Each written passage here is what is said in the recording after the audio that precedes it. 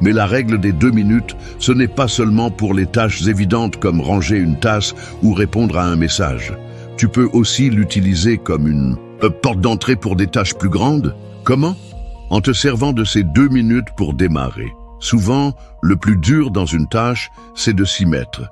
Tu as un rapport à écrire et tu le repousses parce que ça te semble énorme. Mais si tu appliques la règle des 2 minutes, tu peux te dire « Je vais juste ouvrir mon ordinateur et écrire la première phrase. Ça prend moins de 2 minutes, non ?» Et une fois que tu as commencé, tu te rends souvent compte que tu es déjà dans le flow et tu continues. C'est ce qu'on appelle l'effet de momentum. En commençant par une petite action, tu te mets en mouvement et il devient beaucoup plus facile de continuer. Une des beautés de cette règle, c'est qu'elle s'applique partout. Au travail, à la maison, dans tes hobbies, même dans ta vie personnelle.